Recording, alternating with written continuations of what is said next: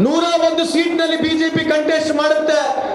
91% strike rate ಇದೆ. JDU ಸುಮಾರು 101 ಸೀಟ್ನಲ್ಲಿ contest ಮಾಡುತ್ತೆ.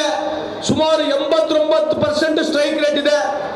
ಇದು ಭಾರತ ದೇಶದ ಇತಿಹಾಸದಲ್ಲಿ 25 ವರ್ಷ 35 ವರ್ಷ ಯಾವುದೇ ಒಂದು ಸರ್ಕಾರ ನಡೆದ್ರೆ ಇಷ್ಟು ದೊಡ್ಡ ರೀತಿಯಾದಂತಹ ಮ್ಯಾಂಡೇಟ್ ಬರ್ಲಿಕ್ಕೆ ಕಾರಣ ಏನು? ಆಯ್ತು, ಒಪ್ಕೊಳ್ಳೋಣ. ಮೊದಲನೇ ಬಾರಿಗೆ ಮೋದಿ ಸಾಹೇಬರು ಬಿಹಾರ್ ನಲ್ಲಿ ಹೋದ್ರು. ನಿತೀಶ್ ಕುಮಾರ್ ಸಾಹೇಬರು ಇವತ್ತು 6ನೇ ಬಾರಿಗೇನೋ ಮುಖ್ಯಮಂತ್ರಿ ಆಗ್ತಕ್ಕಂಥ ಸಾಧ್ಯತೆ ಇದೆ ಅಂತ ನಾನು ಭಾವಿಸ್ತಾ ಇದ್ದೀನಿ. ಪತ್ರಿಕಾ ಮಾಧ್ಯಮ ಸ್ನೇಹಿತರಿದ್ದಾರೆ. ಬಿಹಾರಿನ ಚುನಾವಣೆ ಸಂದರ್ಭದಲ್ಲಿ ಬಿಜೆಪಿಯವರು ಯಾವ ಆಧಾರದ ಮೇಲೆ ಓಟನ್ನು ಕೇಳಿದ್ರೆ ತಾವು ಚೆಕ್ ಮಾಡಿ ನೋಡಿ.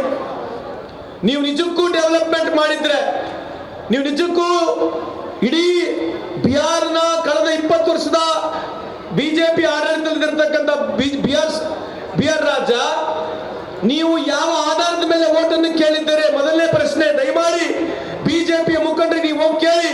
ಪ್ರಧಾನಮಂತ್ರಿಯವರು, ಅಮಿತ್ ಶಾ ಅವರು ಇರ್ತಕ್ಕಂಥ ಎಲ್ಲ ಬಿಜೆಪಿ ಮುಖಂಡರು ಬಿಹಾರ್ನಲ್ಲಿ ಹೋಗಿ ನಾವು ಡೆವಲಪ್ಮೆಂಟ್ ಮಾಡಿದ್ದೀವಿ, ನಾವು IIT ಮಾಡಿದ್ದೀವಿ, IIM ಮಾಡಿದ್ದೀವಿ, ಸ್ಕಿಲ್ಲಿಂಗ್ ಯೂನಿವರ್ಸಿಟಿಗಳನ್ನ ಮಾಡಿದ್ದೀವಿ, ಮಕ್ಕಳಿಗೆ ಕೆಲಸವನ್ನು ಕೊಡಿಸಿದ್ದೇವೆ,